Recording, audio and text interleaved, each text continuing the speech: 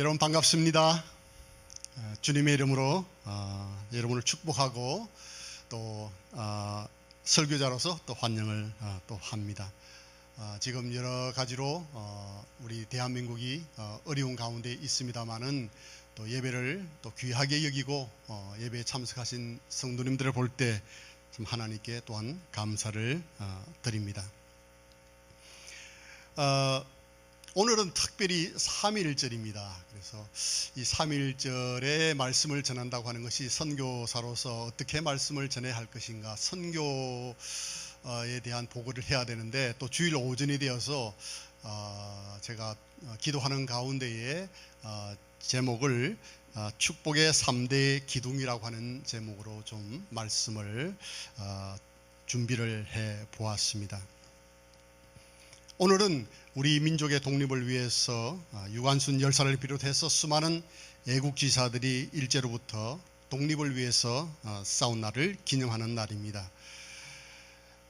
오늘이 3월 1일이니까 금방 생각나는 것이 삼위일체가 생각이 납니다. 그래서 이 하나님의 복음을 변함없이 증거하기 위해서 가장 중요한 것 무엇이 있을까 생각하면서 세 가지를 생각해 보았는데,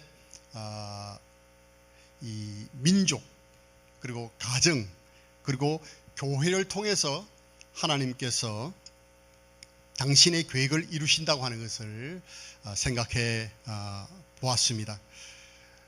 제가 작년에 이맘때쯤 한국을 방문할 때와 지금은 또 좀 다른 양상인 것 같습니다. 더욱 경제적인 그런 위축을 제가 느낄 수가 있고, 뿐만 아니라 우한에서 발생한 이 코로나 바이러스로 인해서 많은 분들이 심리적으로, 실제적으로, 신체적으로 많은 어려움을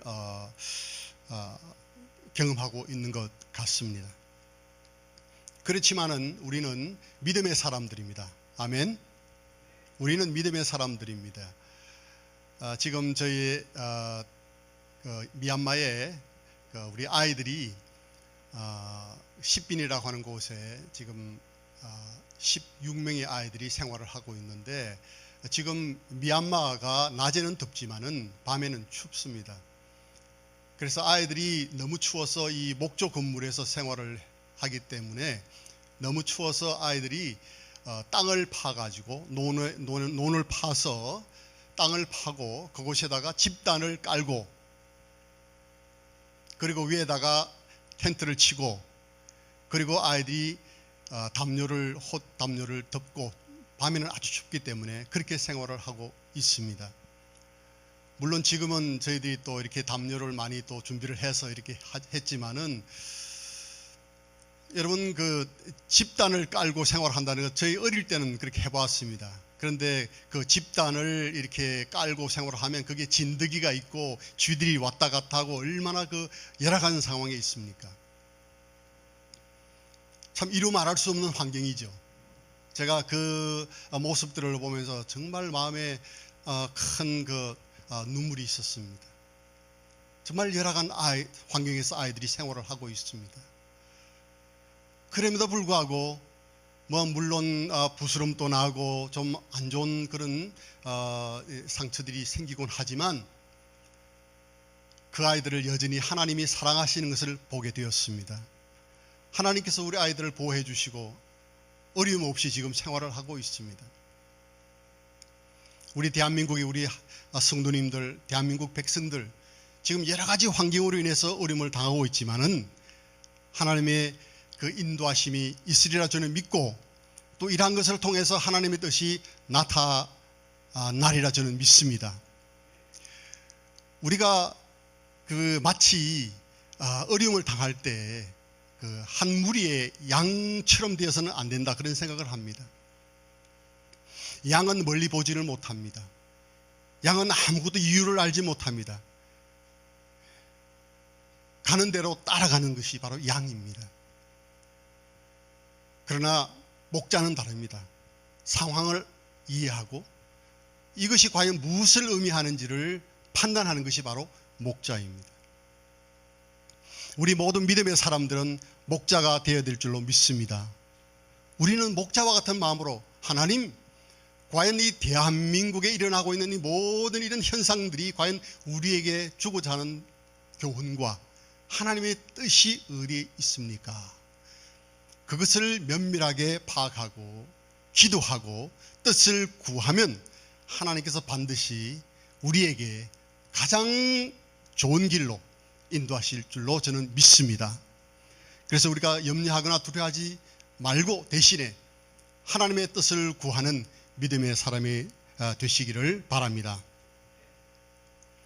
지금 코로나 사태로 인해서 제가 알기로는 이미 이틀 전에 약 55개국의 나라에서 대한민국 국민들의 입국을 금지를 했습니다.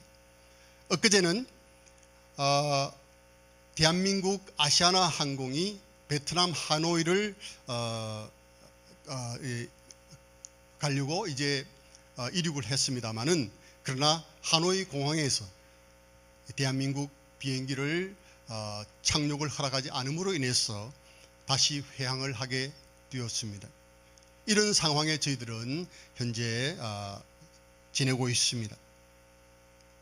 중국에서는 한국인이 사는 그 대문에는 출입 금지 딱지를 붙여서 나올 수도 없고 들어갈 수도 없게 지금 한다는 그런 신문을 제가 본 적이 있습니다. 그래서 오히려 많은 한국 분들이 아파트에 들어가지 못하고 밖에서 오히려 무리를 지어서 오히려 전염의 위험을 감내해야 하는 그런 상황에 있다는 소식을 접했습니다.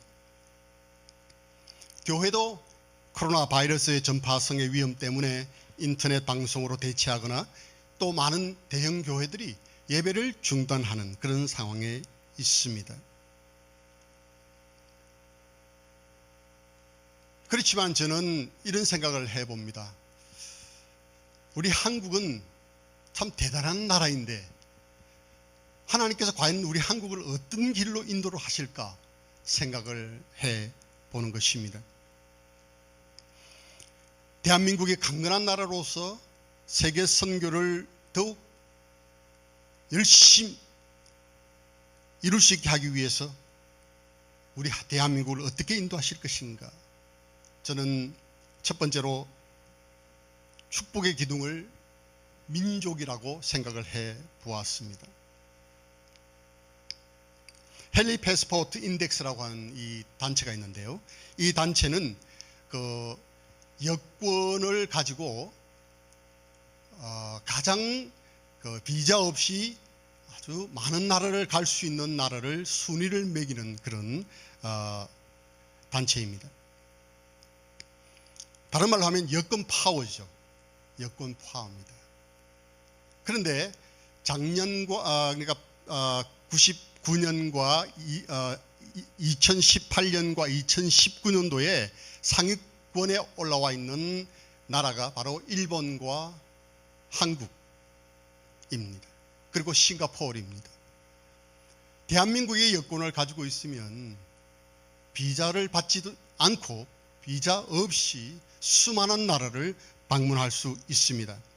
비자 없이 200개 나라 중에서 180개국을 여행할 수 있는 이런 파워를 대한민국 여권이 가지고 있습니다. 왜냐하면 이곳에서 평가를 할 때 가장 범죄가 그래도 적은 나라, 그리고 마약이 아주 없는 나라, 그리고 테러의 위험성이 없는 나라, 그리고 가면 돈을 아주 잘 쓰는 나라, 자유국가, 이런 것을 기준으로 해서 대한민국을 1, 2, 3위 안에 계속 두고 있습니다. 미얀마도 마찬가지입니다. 2018년 9월부터 이 대한민국과 일본을 비자 없이 방문할 수 있도록 해주었습니다. 그래서 그 수많은 미국이라든지 호주라든지 중국이라든지 유럽 국가라든지 많은 국가들이 있지 않습니까? 그런데 유독 대한민국과 일본만이 비자 없이 미얀마를 방문할 수 있습니다. 이것은 무엇을 말합니까? 이것은 대한민국의 이 국격, 대한민국의 경제 파워, 대한민국 사람들, 국민들을 향한 미얀마 사람들의 인정, 인식인 것입니다. 정말 작은 땅덩어리 아닙니까? 자원이 없는 이 나라. 우리나라가 건국된 지 71년밖에 되지 않았지만은 이 대한민국은 전 세계에서 인정을 받는 그런 나라가 되었습니다. 미얀마에 저희들이 선교를 하면서 도시에서 생활을 하고 있지만 지방으로 많이 이렇게 생활을 이제 여행을 해봅니다. 미얀마 이 시골을 여행해도 이 한국말을 아주 기초적인 것을 모르는 사람들이 없습니다. 뭐 예를 들어서 엄마, 아빠, 사랑해요, 오빠, 안녕하세요, 감사해요. 모르면 미얀마에서는 인정을 해주지 않아요. 그만큼 한국 사람들에 대한 친밀감, 그리고 한국 사람들을 인정해 줍니다. 어떻게 하면 한국 사람들하고 한번 친구가 되어 볼까? 이런 그 반응을 미얀마 사람들로부터 저희들이 받고 있습니다. 그래서 저희들이 선교를 하는데 이것이 얼마나 도움이 되는지 모릅니다. 저희 교회의 친척 아들이 이 한국에 와서 온 지 2달밖에 안 됐는데 지금 이곳에서 일을 하고 있는데 얼마를 버느냐면 한국 돈으로 230만 원을 버는 거예요. 미얀마에서 한 달 생활비가 한 달 수입이 약 평균 20만 원 정도인데 약 10배 정도를 이곳에 와서 이제 벌고 있습니다. 그러니까 한국이 얼마나 그들의 동경의 나라이겠습니까? 이렇게 대한민국이, 이 조그만 대한민국이 이 세계에서는 인정을 받고 있는 참으로 대단한 나라입니다. 뿐만 아니라 대한민국이 전 세계적으로 가장 많은 선교사를 배출하고 있는 인구 대비, 미국이 물론 많은 선교사를 파송하고 있지만은 인구 대비로 볼 때 현재 약 3만 명의 선교사들이 해외에서 사역을 하고 있습니다. 얼마나 많은 선교사들이 해외에서 사역을 하고 있습니까? 선교사들이 그냥 가는 것이 아니고 한 선교사의 가정의 사역을 위해서 엄청난 물질이 이 대한민국의 교회를 통해서 충당되어지고 후원되어지고 그리고 그곳에 땅이 구입되고 예배당이 세워지고 복음이 전거되고 있는 것입니다. 이런 것을 볼 때 이 대한민국은 대단한 나라로 저는 해외에서 생활하는 한 선교사로서 생각을 해 보는 것입니다. 사랑하시는 여러분, 하나님께서 대한민국을 사랑하셔서 이토록 위대한 나라, 우리가 이렇게 먹을만하고 살만한 나라로, 그리고 어려운 해외 사람들에게까지 관심을 보일 수 있는 나라를 만들어주신 것에 대해서 우리 모두가 정말 하나님께 감사해야 될 줄로 믿습니다. 이 1절 12장 1, 2절에 보니까 아브라함에게 하나님께서 내 친족 고향을 떠나서 내게 보여줄 땅으로 가라. 내가 너로 큰 민족을 만들고 내게 복을 주고 이름을 크게 하리니 내가 복이 되리라. 하나님께서 아브라함의 자손을 땅의 티끌과 같이 하늘의 별처럼 셀 수 없을 만큼 번성하시겠다고 약속을 하셨습니다. 여러분, 그 당시 하나님께서 아브라함에게 말씀하셨을 때 아브라함이 그것을 다 이해했을까요? 아브라함이 하나님께서 지시한 가나안 땅을 보았을까요? 그 당시는 인터넷이 없어서 가나안이 어떻게 생겼는지도 알지 못하고 비행기가 없었기 때문에 그곳에 가본 적도 없습니다. 무슨 일이 일어날는지 프로스트가 이야기한 것처럼 가보지 않은 길입니다. 가보지 않은 길을 아브라함은 가야 했습니다.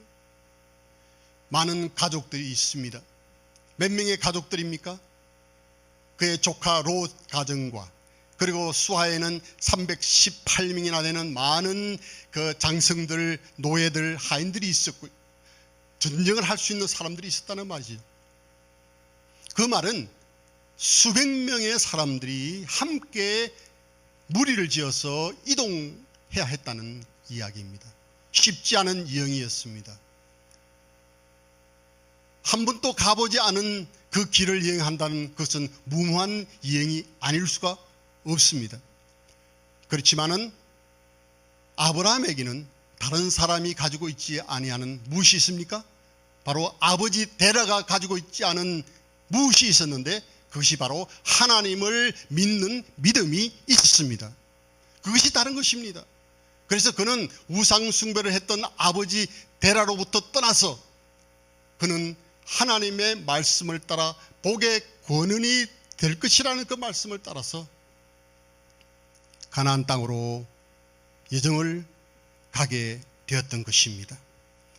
그 와중에서 여러분 보시면은 아브라함이 여행을 하는 가운데 아브라함에게 하나님께서 약속하신 것처럼 하나님께서 하늘의 별과 같이 많은 자손을 허락하지 않으셨지 않습니까? 겨우 주신 것이 이스마엘이고 그리고 이삭입니다. 그리고 사라가 죽을 때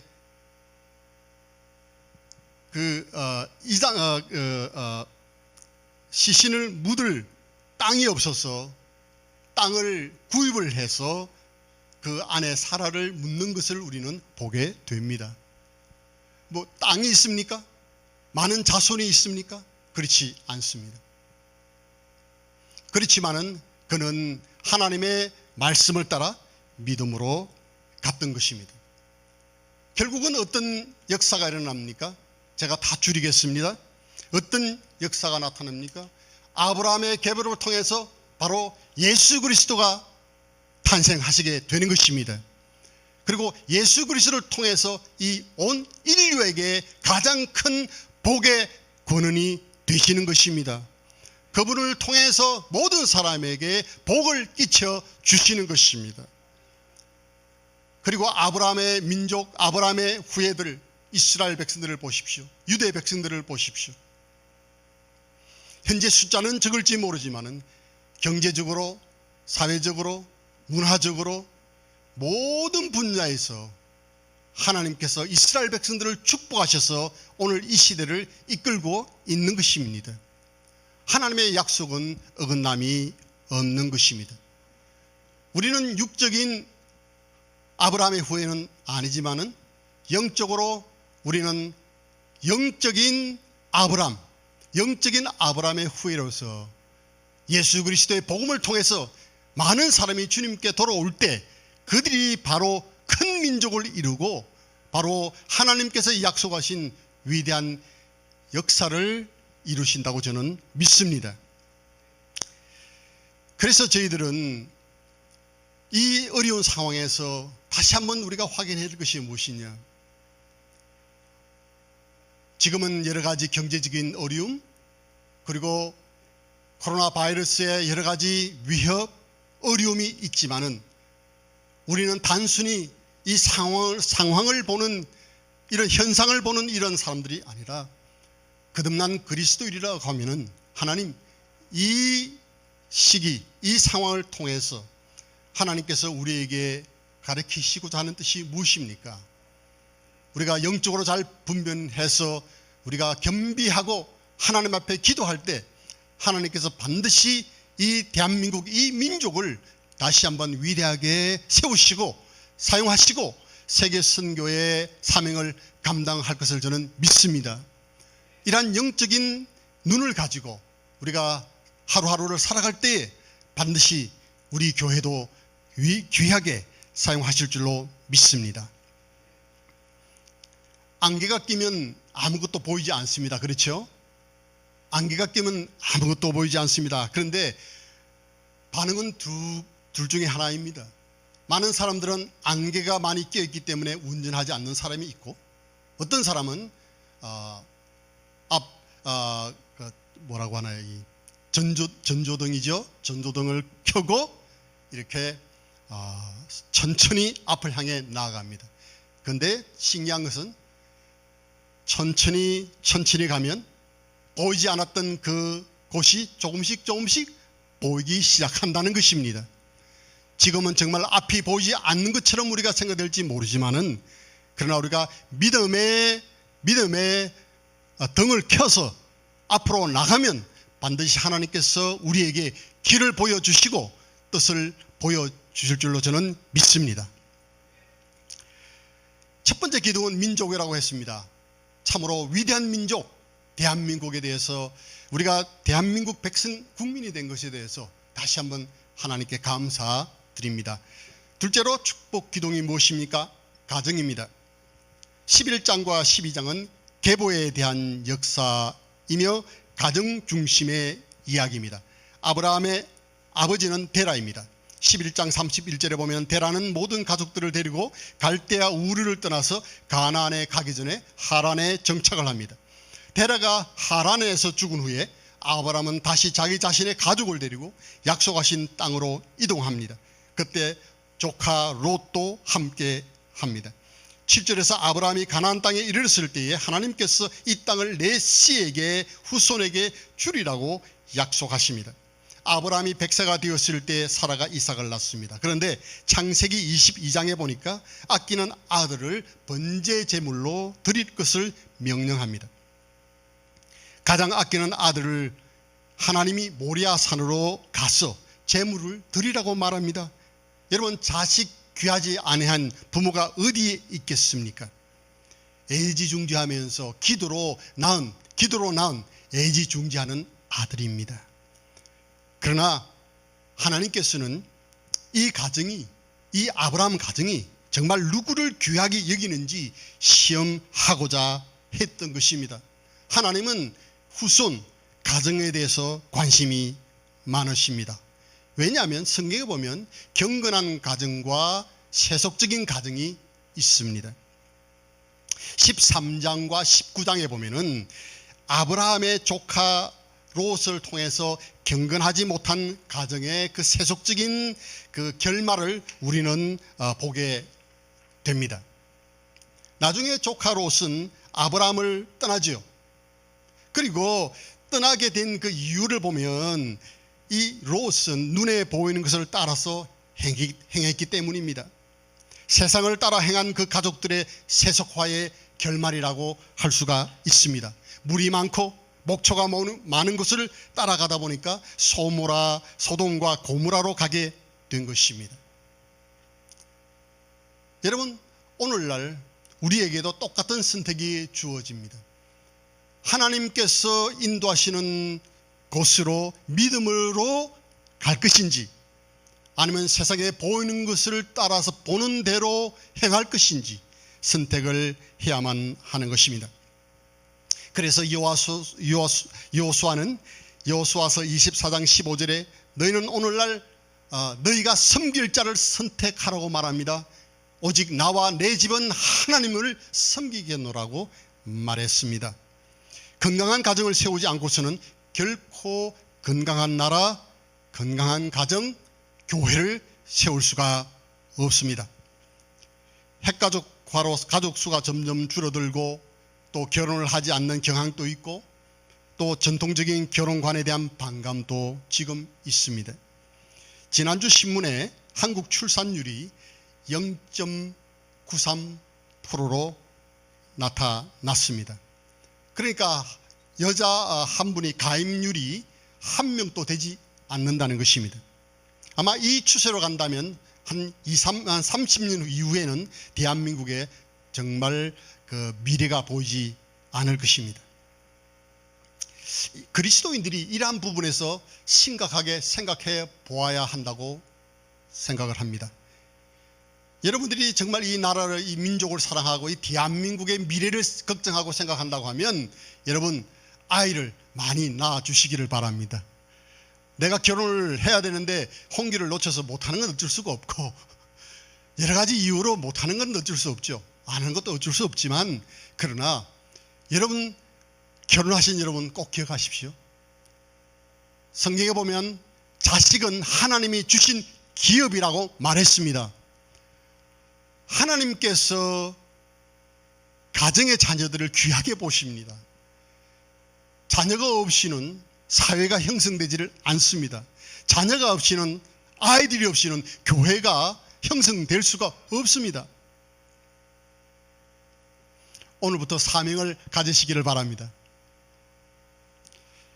여기 여러분들이 가만히 계시는 거 보니까 나는 이제 늦었다라고 생각하시는 것 같아요.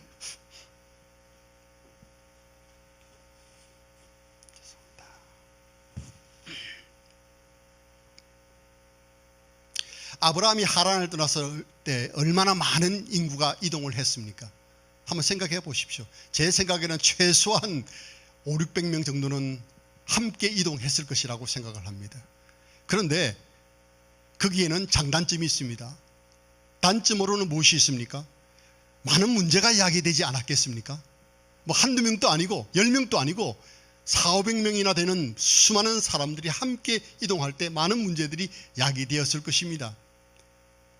또한 장점도 있을 것이다, 그런 생각도 해봅니다. 식구가 많다 보니까 다른 사람들이 감히 그 사람들을 엿볼 수 없는, 함부로 건들 수 없는 그런 파워가 이들에게 있었지 않았겠는가, 그런 생각을 해봅니다. 그래서 이 오늘날 경제가 잘 돌아가려고 하면 이 인구가 파워입니다. 사람 숫자가 많아 이길 수 있습니다. 오늘날 많은 사람들이 생각 가운데, 특별히 젊은 분들의 생각 가운데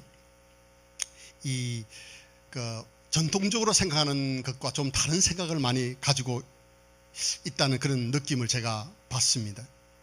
특별히 세상 사람들은 인본주의, 그리고 무신론적인 이런 교육, 이런 것이 오늘날 너무나 팽배해 있습니다. 요즘 많은 문제가 되고 있는 동성애 법이라든지 그 다음에 성평등 법이라든지, 이런 것은 성경적으로 볼 때 아주 하나님의 뜻과 반대하는 그런 가르침이라고 우리가 볼 수 있습니다. 미국의 사탄 숭배자였던 앨리스 베일리라고 하는 사람이 있습니다. 이 사람이 오래전에 새 세계 질서의 10가지 전략이라고 하는 것을 주장했는데요. 10가지지만 제가 간단하게 말씀을 드립니다. 하나님으로부터 멀리하려는 그의 전략이죠. 첫 번째가 무엇이냐면, 이 앨리스 베일리가 말하기를 하나님으로부터 사람들을 멀리하게 하기 위해서는 이러한 10가지 전략을 사용해야 된다는 겁니다. 첫 번째로는 교육 시스템으로부터 하나님과 기도를 제거하라. 두 번째로는 아동들에 대한 부모의 권위를 축소시키라. 세 번째로 기독교 가정구조 또는 전통적 기독교 가정구조를 파괴하라. 네 번째로 프리섹스 사회를 만들어라. 낙태를 합법화하고 낙태를 쉽게 만들어라. 다섯 번째로 이혼하기 쉽게 만들고 평생 결혼의 개념으로부터 사람들을 해방시키라. 여섯 번째로 동성연애를 대체생활 방식으로 만들어라. 일곱 번째로 예술의 품격을 떨어뜨려서 미친 예술이 되게 하라 등등입니다. 오늘날 이 세상은 우리를 가만히 두고 있지 않습니다. 계속적으로 반기독교적인 그런 가르침으로써 오늘날 사회를 파괴하고 그리고 교회를 위협하고 있습니다. 급기야는 이러한 것들이 우리 어린 세대 그리고 가정을 파괴하는 영적인 바이러스라고 생각이 됩니다. 오늘날 우리가 이런 우한 코로나 바이러스로서 많은 어려움을 당하고 있지만은, 그러나 이것은 육체적인 그러한 바이러스인 것입니다. 오늘날 우리가 경각심을 가지고 우리가 주의해야 할 것은 바로 영적인 정신적인 바이러스라고 하는 것입니다. 이 사회의 세상의 구조가 바로 우리가 하나님을 향해서 나아갈 수 없도록 만들려고 시도한다는 것을 여러분들이 꼭 기억하시기를 바랍니다. 그래서 우리 성경적인 세계관과 가치를 가지고 있는 우리 부모들이 교회와 가정과 민족을 바로 세워야 하는 그 책임과 사명이 우리에게 있습니다. 그래서 가정이 바로 세워질 때 반드시 하나님께서 우리 교회를 사용하시고 세계 선교의 사명을 감당하시게 하신다고 하는 것을 저는 믿습니다. 세 번째로 축복의 기둥이 무엇입니까? 그것은 교회입니다. 아브라함이 복의 근원이 될 수 있었던 원인은 그는 하나님을 예배하는 자였습니다. 여러분, 아브라함이 실수가 많은 자였죠? 그런데 성경을 보면 아브라함은 변함없이 하나님을 예배했습니다. 그가 가는 곳마다, 그가 정착하는 곳마다 그는 제단을 쌓고 하나님께 예배했습니다. 여기 보면 첫 번째로 아브라함은 가나안에 들어가서 베델 동쪽에서 제단을 쌓고 주의 이름을 불렀다고 창세기 12장 7, 8절에서 말씀하고 있습니다. 아브라함이 믿음으로 행했다는 이유를 하나님께 드린 그 예배에서 우리는 발견할 수 있습니다. 그리고 창세기 13장 4절에 보면 그가 다시 애굽으로 갔다가 베들로 돌아왔을 때 그가 처음 예배를 드렸던 그 제단에서 다시 주의 이름을 부르며 예배 드리는 것을 보게 되는 것입니다. 아브라함은 가는 곳마다 하나님의 이름을 불렀습니다.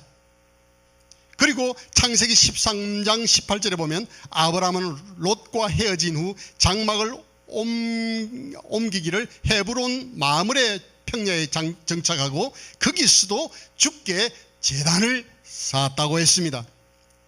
예배에 훈련된 아브라함은 자신의 아들인 이삭을 기꺼이 하나님께 제물로 드리는 것입니다. 이 세상은 우리가 하나님께 예배를 드리지 못하게 어지럽히고 있습니다. 여러분, 제가 정확한 그런 통계는 아직 가지고 있지 않습니다. 제가 다른 신문을 통해서 통계를 보았습니다만은 그것이 정확한 통계가 아니었기 때문에 제가 이 한국말로 설교를 안 하다 보니까 입이 잘 돌아가지 않아서 그렇습니다. 이해를 해 주시기를 바랍니다. 추워서 그런 건 아니고요. 여러분, 중국에서 현재 우한시나 허베이성이나 그 지역에서 특별히 이 교회를 예배당을 수십 개의 교회들이 예배당이 철거가 되었습니다.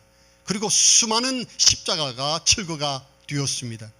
그리고 이제는 공인된 교회는 이제 앞에 이제 그 시진핑 주석의 사진을 걸고 예배를 드리도록 그렇게 시에서 명령을 했습니다. 그리고 현재 계속해서 많은 수천 명의 선교사들이 중국에서 사역을 하다가 현재 다른 나라로 지금 나오는 그런 상황에 있습니다. 그래서 미얀마에도 보면 중국에서 사역을 하다가 10년, 20년 이상 사역을 하다가 추방이 되어서 한국으로 오지 않고 미얀마로 와서 사역을 하고 있는 선교사들이 꽤 많이 있습니다. 여러분, 하나님의 교회들을 복음 전파를 중국이 방해를 하고 핍박을 하고 있다는 것을 우리가 알아야 하는 것입니다. 제가 지난번에 기도 제목을 여러분들에게 드렸지만은 저희 미얀마 사역에서 제가 가장 중심적으로 사역을 하고 있던 ABC 고아원이 있는데 그곳에서 저희들이 매주일 이제 예배를 드리고 했습니다. 그러나 우리 어린 아이가 맹장 수술을 병원에서 했는데 이것이 잘못되어서 세상을 떠났습니다. 이 일로 인해서 저희들이 좀 어려움이 있었습니다. 그런 일로 인해서 상세하게는 제가 말씀을 다 드리지 못하지만 결국은 지역 정부 기관으로부터 이제 여러 가지 조사를 받게 되었고 저희들은 등록이 되어 있지 않은 그런 고아원이었기 때문에 아이들이 정부 이제에서 관리하는 곳으로 가지 않으면 안 되는 그런 상황이 되었습니다. 이제 이웃 사람들이 보통 평상시에는 아주 좋은 관계를 유지하지만은 이런 문제가 생겼을 때는 이분들이 다 불교도 신자니까 저희들을 후원을 하지를 않죠. 우리 편에 서지를 않죠. 그래서 결국은 여러 가지 어려움에 봉착을 했습니다. 여러분, 그런 가운데 감사한 것은 올 들어와서 1월부터 다시 아이들이 이제 큰 아이들을 중심으로 들어와서 지금 그 고아원에 10명의 아이들이 함께 생활을 하고 있습니다. 그리고 그곳에서 매일 저녁마다 아이들이 그곳에서 저희는 가지 못하지만 매일 저녁 동영상을 찍어서 제가 보고 있는데, 매일 그곳에서 아이들이 예배를 찬양과 기도와 말씀으로 그들이 예배를 드리고 있습니다. 제가 느낀 것이 무엇이냐면, 이전에는 저희들이 다 알아서 했거든요. 저희들이 가서 모든 것을 이렇게 하곤 했는데, 이곳에도 하나님의 뜻이 있구나. 이 핍박과 어림을 통해서 우리 아이들이 함께 그곳에서, 현지인들이 스스로 그곳에서 자립하고 말씀을 나누고 예배드리는 것을 볼 때, 이곳에 바로 이러한 또한 하나님의 뜻이 있구나, 이것을 발견하고 얼마나 하나님께 감사한지 모르겠습니다. 계속해서 여러분께서 기도해 주시기를 바랍니다. 그리고 작년 말에 침례를 받은 한 형제가 있습니다. 우앙민이라고 하는 50대 형제님이 계신데, 이 형제님은 완전히 불교 신자로서 예수 그리스도를 영접하고 구원의 확신을 가지고 침례를 받은 그런 여러 분들 중에 한 분입니다.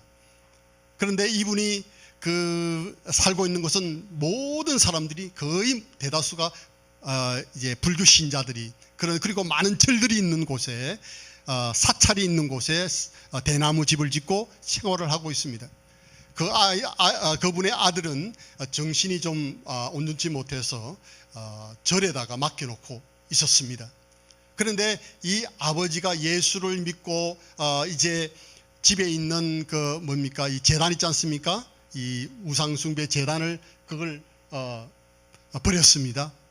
그리고 이분과 함께 우리 웃단세 목회자님이 일주일에 2번에서 3번 정도 계속 집에서 이제 예수 믿은 여러분들과 함께 지금 현재 평균 6명에서 8명 이상의 사람들이 그곳에서 예배를 드리고 있습니다. 그러니까 이 성녀들이 아주 좋아하지를 않죠. 왜냐하면 예수 믿기 전에는 좋은 관계를 유지를 했는데, 예수를 믿고 나니까 이 사람들이 좋아할 리가 없습니다. 그래서 성녀가 그 아들을 때려가지고 아주 얼굴에 그냥 피범벅이 되어버린 거예요. 이런 핍박, 이런 이제 심한 그런 박해를 이제 받는 거죠. 그리고 이전에는 물을, 사찰에 가서 물을 떠서 이제 이렇게 왔어요. 이제 왜냐하면 사찰의 일도 많이 도와주고 하니까 항상 언제든지 가서 물을 떴는데, 이제 이분이 예수를 믿고 난 이후부터는 그 사찰에서 이 사람이 들어오지 못하도록 이제 오면 문을 닫아버리는 거예요.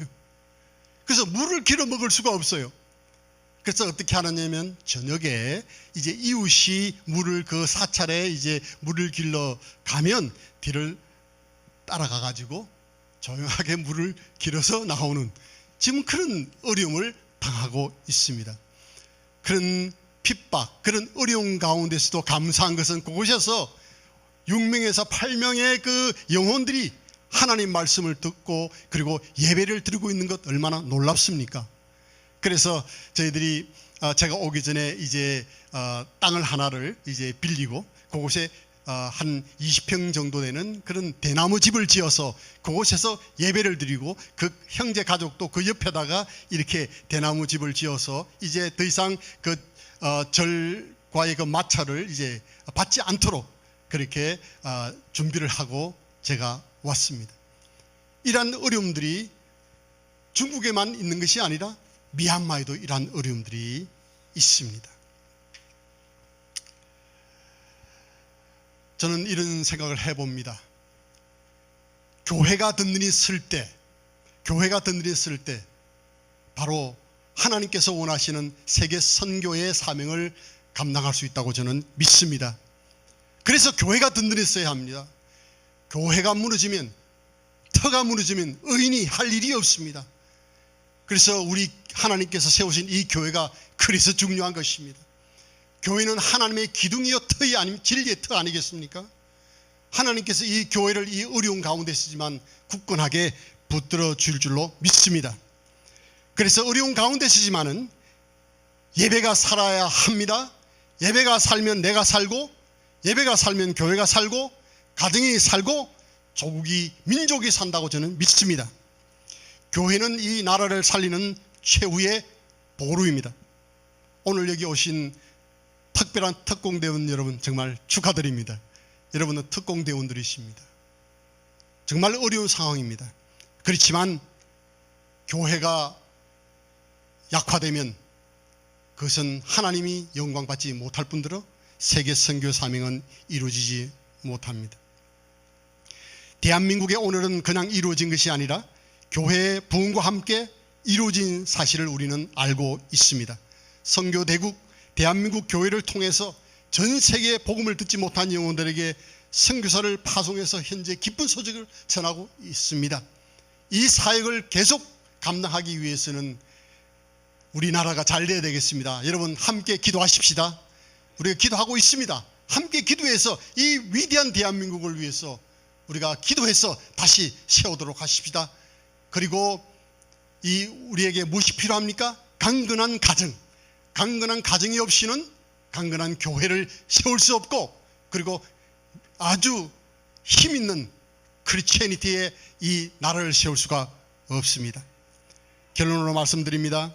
이 시대의 어려움 속에서 다시 한번 우리가 바르게 세워야 할 세 가지 기둥은 자랑스러운 우리 대한민국과 성경적 기반 위에 세워진 건강한 가정과 그리고 진리와 기둥에 트인 교회라고 다시 한번 말씀을 드립니다. 오늘 시간 예배 참석하신 성도님 한 분 한 분 여러분 가정 위에 하나님께서 신체적인 건강과 함께 영적인 축복이 함께 하기를 간절히 기도합니다. 감사합니다.